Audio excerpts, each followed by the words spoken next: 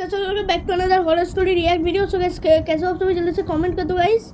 और आशा करते हैं इस पे आज का लाइक टारगेट है 100 का, तो जाओ जल्दी से गोल कंप्लीट कर दो। और गाइस चलो खूनी मंडे का एक नया स्टोरी देखते हैं, कमला हॉरर स्टोरी, कमला गेम वाला हॉरर स्टोरी। तो गाइस चलो स्टार्ट करते हैं। कमला हॉरर स्टोरी पता है ये कहानी करीब 40 साल पुरानी है। 40 1980s में 23 साल की कमला की जिंदगी में सब कुछ ठीक चल रहा था, पर एक दिन उसके पिता अचानक कहीं गायब हो गए। उसने अपने पिता को बहुत ढूंढा, लेकिन वो कहीं नहीं मिले। कमला की माँ की मौत पहले ही हो चुकी थी और वो अपने पिता के लापता होने के बाद बहुत ज्यादा अकेली पड़ गई थी। अच्छा भाई। जब कई कोशिशों के बाद भी उसके पिता नहीं मिले, तो सबने उन्हें ढूंढना ही छोड़ दिया और हार मान ली। इतनी टेंशन के बीच कमला का ध्यान रखने वाला कोई नहीं था, इसलिए कमला के चाचा चाची ने उसकी शादी प्रभाकर परिवार के बड़े बेटे अजीत से कर दी, ताकि कमला का ध्यान रखने के लिए हमेशा कोई हो।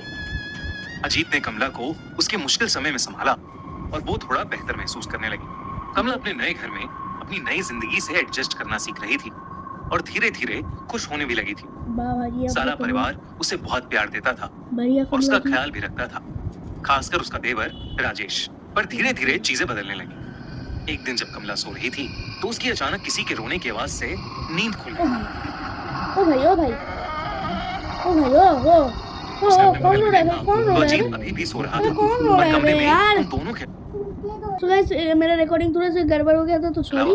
और कोई नहीं था। उसे वो आवाज फिर से आई, लेकिन अभी भी उसे कोई नहीं दिख रहा था। उसने इसे अपना वहम समझा और चुपचाप वापस सो गई।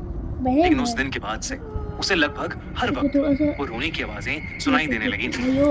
उसे ऐसा लगने लगा था कि ये आवाजें शायद उसके पिता की हैं, जो दर्द में चीख रहे हैं और उससे मदद मांग रहे हैं। कमला अब घबरा चुकी थी और उसने ये बात अजीत और रजनीश को बताई। दोनों ने ये उसका वहम समझा और उसे कहा कि शायद ये इसलिए हो रहा है क्योंकि वो अपने पिता को बहुत मिस कर रही है। धीरे धीरे कमला की तबीयत भी खराब होने लगी। उसे हर वक्त गुस्सा आने लगा था। वो छोटी छोटी बातों पर चिढ़ जाती और अगर उसे कोई किसी भी चीज के लिए मना करता, तो वो उसको जान से मारकर खाने की धमकी देने लगी थी। सबको लगा कि अपने पिता के खोने का दुख उसके दिमाग पर हावी हो रहा था, लेकिन इस सब के बीच कमला को वो आवाजें अभी भी आ रही थी। एक दिन वो आवाज कमला को हवेली के एक पुराने कमरे से आ रही थी। वो जब उस कमरे में गई, तो उसे वहां एक काली मूर्ति मिली। उस मूर्ति को देखते ही उसे एक अजीब सी बेचैनी महसूस हुई, लेकिन जैसे ही उसने मूर्ति को छुआ, उसे बेहद अजीब सा लगने लगा। उसे घुटन महसूस होने लगी और उसे सांस लेने में अचानक बहुत ज्यादा तकलीफ होने लगी। कमला ने घबराकर उस मूर्ति को वापस नीचे रख दिया। कमला को डर लग रहा था और वो कमरे से बाहर ही जा रही थी कि उसके पैर में कुछ भारी सी चीज आकर लगी। जब कमला ने ध्यान से देखा, दोस्तों हम खूनी मंडे पर रियल हॉरर पॉडकास्ट आंखों शेयर करी हैं, तो वहाँ एक इंसानी खोपड़ी, एक स्कल उसके पैरों में पड़ा था। तब कमला को देखा कि उस कमरे में कुछ और भी चीजें पड़ी। उस कमरे में ढेर सारी इंसानी हड्डियां।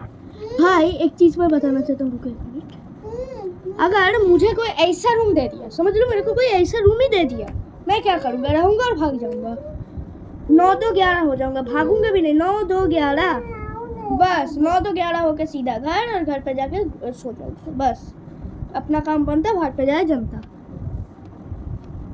और गाइस मेरा अगर कोई व्हाट्सएप चैनल ज्वाइन करना चाहता है, तो गाइस मैं ट्राई करूंगा इस वीडियो पे डिस्क्रिप्शन पे मेरा व्हाट्सएप, इस वीडियो पे या फिर इसके बाद वाले वीडियो पे मैं गारंटी दे दूंगा गाइस, मेरा गारंटी है। और गाइस बाकी देखते हैं। इधर उधर पड़ी थी और हर जगह खून ही खून था।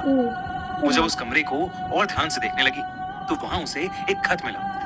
उसने खत उठाया और उसे पढ़ने लगी। खत में लिखा था कि वो मूर्ति श्रापित है और इसने उनके पूर्वों को भी परेशान किया है। ये सब पढ़ते ही कमला को अपने पिता की चीख सुनाई दी और वो मूर्ति अपने आप जोरों से हिलने लगी। कमला को एक अजीब सा भारीपन महसूस होने लगा, जिसके बाद वो एकदम से बेहोश हो गई। कमला ने जब अपनी आंखें खोली, तो वो अपने कमरे में ही थी और सब परिवार वालों ने उसे घेर रखा था। कमला उन्हें सब कुछ बताने लगी, लेकिन सबने उसको बताया कि उन्हें वो घर के ड्राइंग रूम में बेहोश पड़ी मिली थी और शायद ये उसका कोई बुरा सपना था। उन्होंने कमला को दवाई दी और उसे सुला दिया, पर उस रात कमला हमेशा हमेशा के लिए बदल गई। अजीत बाकी रातों की तरह डिनर के बाद वॉक करके कमरे में आया, तो उसने देखा कि कमला बिस्तर पर नहीं, बल्कि कमरे के एक अंधेरे कोने में दीवार की तरफ मुंह करके जोर जोर से हंस रही है। उसने कमला का नाम चिल्लाया, कमला उसकी तरफ मुड़कर रोते हुए मदद मांगते हुए उससे कहने लगी, मैं निर्दोष हूँ, मुझे बचा लो। कमला को इस हालत में देखकर अजीत टूट गया और वो उसे गले लगाकर शांत करने लगा। इसका नाम है इसी अजीत, तरह और उसने मेरे को कमला लग रहा को है शांत अजीत। करके बिस्तर पर लेटा दिया और वो रात जैसे तैसे बीत गई। पर अगले दिन कमला की तबीयत और ज्यादा बिगड़ने लगी। अगर कोई भी उसका नाम लेता तो वो उसकी तरफ मुड़कर उसे जान से मारने की धमकी देती। कमला की शक्ल भी अब बदलने लगी थी। धीरे धीरे उसका चेहरा सफेद पड़ने लगा था, आंखों के नीचे काले गड्ढे हो गए थे और वो पागलों की तरह बिहेव करने लगी थी। सारा प्रभाकर परिवार कमला को इस हालत में देखकर बहुत परेशान था, क्योंकि कमला ने रात को पागलों की तरह हंसना शुरू कर दिया था। कमला पूरा दिन बस रोती और हंसती रहती। प्रभाकर परिवार को लगा कि कमला पागल हो चुकी है, लेकिन उससे पहले वो कुछ कर पाते उनके साथ एक बहुत बड़ा हादसा हुआ।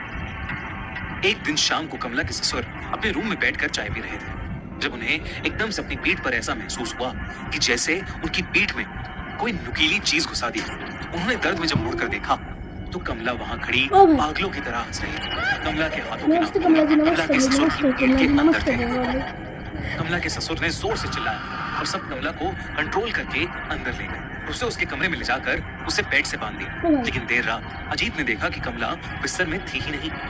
उसने बाहर जाकर देखा तो कमला भागती हुई उसके ससुर के कमरे में घुस गई। अजीत कमला को पुकारता हुआ उनके कमरे में घुसा, पर इससे पहले वो कुछ कर पाता, कमला ने अपने ससुर को पकड़ लिया और बिना कुछ सोचे समझे उन्हें जानवरों की तरह मारकर उनके शरीर का मांस नोचने लगी और फिर उसे खाने लगी। पूरा घर चीखों और डर से गूंज उठा, लेकिन कोई भी कमला को रोक नहीं पा रहा था। अजीत और उसकी मां ने कमला को उनके पिता की लाश के साथ लॉक कर दिया। उन्हें कुछ समझ नहीं आ रहा था और अंदर कमला पागलों की तरह चिल्लाई जा रही थी।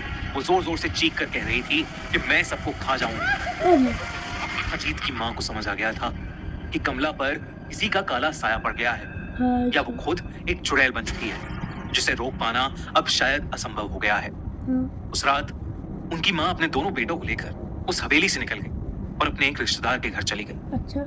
जब वो अपने रिश्तेदार के घर पहुंचे तो अजीत की मां ने उसे बताया कि कमला के साथ जो हो रहा है वो कोई इत्तेफाक नहीं, बल्कि काला जादू है, जो उनके घर के एक पूर्वज करते करते मर गए। उन्होंने अजीत को बताया कि उनके घर में एक शैतानी मूर्ति है जो शापित है और उसी शैतान का साया शायद कमला पर आ गया है और अब वो किसी को नहीं छोड़ेगी। कुछ समय बाद उस हवेली से 4 डेड बॉडीज मिली।